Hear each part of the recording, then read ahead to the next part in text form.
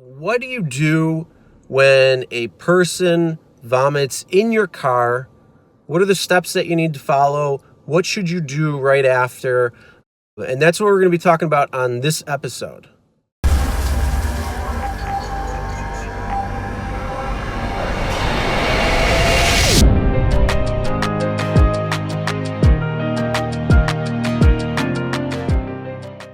Hey everyone, Chris here from Real Rideshare Stories. On this channel, we do a lot of different things within the rideshare industry, so if you're new here, make sure you hit that subscribe button, ring the bell for notifications.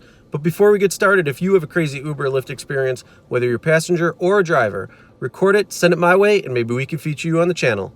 All right, so one major concern a lot of drivers have, especially driving at night, and sometimes it prevents some drivers from driving later at night, or even picking up people from bar districts altogether, is that they don't want to have the risk of somebody throwing up in their car because they're just way too drunk. So we're going to talk about what happens if that happens in your vehicle, the steps that you should follow, and what you should do in the event to make sure you get it cleaned out properly, to that it doesn't sit there, and that you can get your cleanup fee from Uber or Lyft. So first off, one of the big things I'm going to recommend, if you drive at night and you drive in bar districts where people may be too intoxicated, and you pick up one of those people, simply say to them, hey, look, if you're going to get sick, let me know. I'll pull over. You can stand outside. If you got to wait a few minutes to figure it out, if it's going to be something, let me know and I'll pull right over. I don't have a problem waiting a couple minutes, whatever. That's going to be a good thing because, hey, it'll get them outside.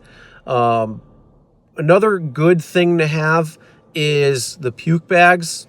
I recommend the ones that I'll leave the link in the description below. These are the paper bags that you see that airplanes have. There's a reason why that they have this style, and that's because they're much more durable. So there's plastic ones that you may look for and find on Amazon. They're not that great. They're very thin. They can break. So, use them at your own risk. But if you want something that's going to have a little bit more, trial and error with it, then make sure you click the ones in the description below, because they're more of the airplane style ones that everybody is known and familiar with. But yeah, just keep a couple of those on hand in the back seat, just in case something happens. Then that way they can do that. Another thing that you can use though too is use the big Ziploc freezer bags. They're going to be good. They're going to hold up a lot. You can seal the top, just in case anything happens. So you can throw those in the back seat of your car too, just in case. So those are going to help, just in case somebody does it. Now, what happens though if somebody doesn't let you know that they need to throw up because it just decides to come up, and they don't grab a bag and it's all over your car? Well, there's a couple of different things you can do. You can either end the ride right there and say, get out, or you can complete the ride. Those are the two options. But immediately, once you finish that ride, whether you cancel right then and there, or if you continue the ride to take them home, or to their end destination, immediately take pictures of it. And the reason why you need to take pictures immediately is because, one, there's a lot of metadata that goes on your pictures when you snapshot. So your GPS data, so wherever in the world you took that picture, that GPS data is stored in the metadata that's in the picture, each picture you take. Also, there's a timestamp. And those are the things that Uber and Lyft look at when you claim somebody threw up in your car. So you need to take those pictures immediately, because then it'll sync up, it'll line up with the person that you're claiming. This is another reason why you should have a dash cam. The dash cam is a great thing, just so if there's any discrepancy or anything, you have that information, you have that video, so we can verify exactly what happened and verify your story. So if they have any issues, guess what? You can provide them with that. But yes, those pictures are big. They need to be taken immediately. And then right after you take the pictures, open up the Uber or Lyft app, whichever platform it was that you were driving for at the time when it happened, and then make a report. Upload those pictures right away and get that process started. Now, what's going to happen is once you do that, whatever platform you're on, they will not allow you to drive for the rest of the night. So if you just started your shift, you're out of luck, unfortunately.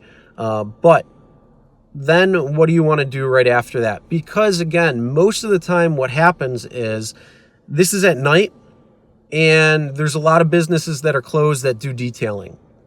Here's a business idea for anybody out there who wants to do this. You could probably start a business that's open for a late night detail shop. So anybody who's watching this in a major city or a big bar district area, for anybody where that might happen, that might be a pretty good idea to open up, maybe Thursday, Friday, Saturday night. Just saying. Could be a good business opportunity for you. But on a real note, though, yes, most of these places are closed. So what do you do in the event that a place is closed? This is the middle of the night, and you don't want it to sit in your car and get into the fabric or get into the carpet or if you got it on the paint or anything like that. You don't want that to happen. So what should you do? Well, right after you make the report and take those pictures, find the closest open gas station, go there immediately, go to the vacuum, spend the $1.50 or $2 or whatever it might be, and vacuum that stuff right up. It's going to make it so it's not going to be able to sit and set, so you get that stuff up and out. But another thing that you should do right after you vacuum, make sure to have a carpet and upholstery cleaner.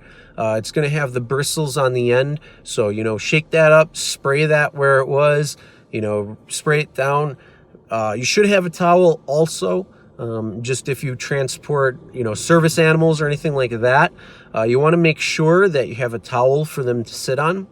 I suggest using that towel then to clean up the upholstery cleaner so it's not wet, and then take that back to your house and get it washed right away.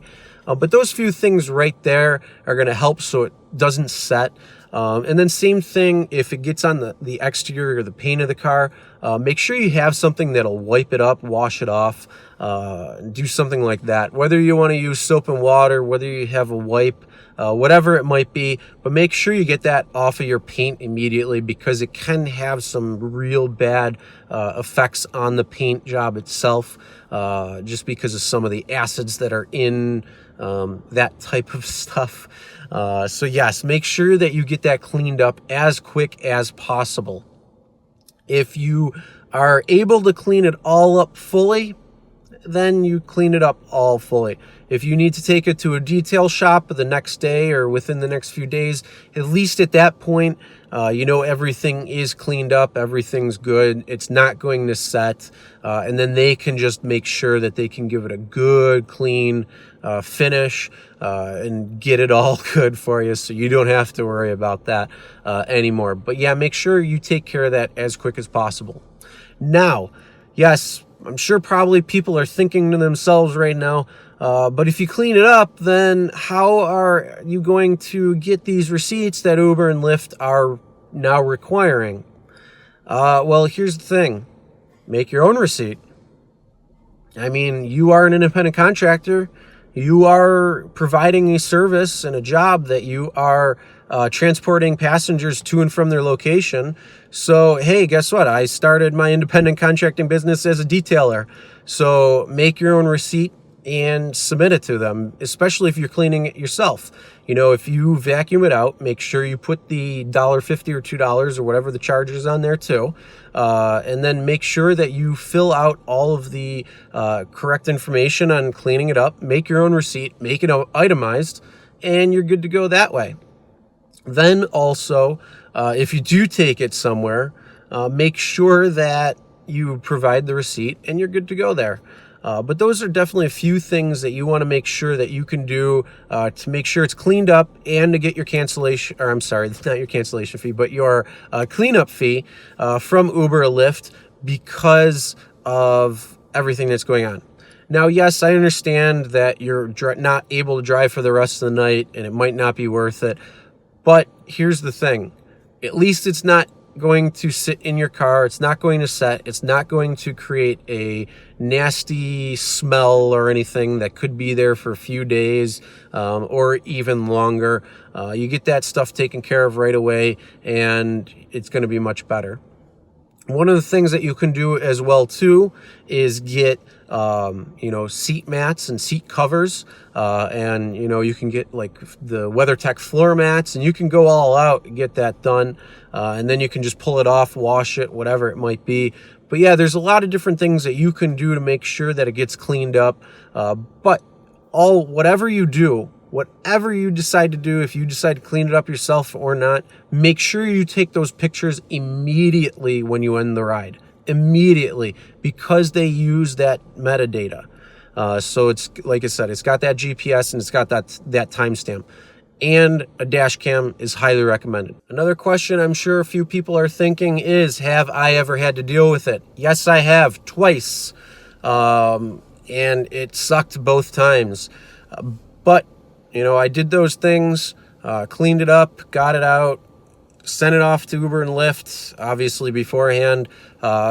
Luckily, both of those were kind of like a little bit later in the night, so it was like, all right, just go home. Didn't really worry about that too much, but yeah, got it all cleaned up. Everything came out great. It does happen. It's unfortunate. And again, every time somebody comes in my car that's a little too drunk, they hiccup or burp or something, I'm like, no, please, no. So hopefully I can continue that streak of not having it happen in the car. And hopefully people will let me know when they need to. I have had one recently that told me to pull over and they went outside. I'm happy with that because nothing came in the car, and that's okay. All right, one last thing I'm going to ask you guys, and I'm kind of worried about it, but I'm going to ask it anyway.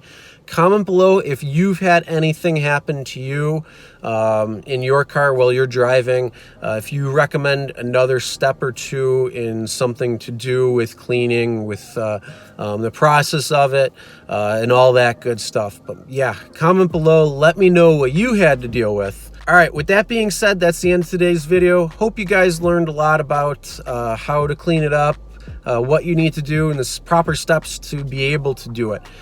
So make sure you get that done, get those pictures in, make that report, and do everything you can to clean it up before so it doesn't set, it doesn't sit, especially being at night. You don't want to worry about that. All right, guys, make sure you hit that subscribe button, ring the bell for notifications so you'll be notified every time a new video is uploaded. As always, never drink and drive, always tip your drivers, and we'll see you next time.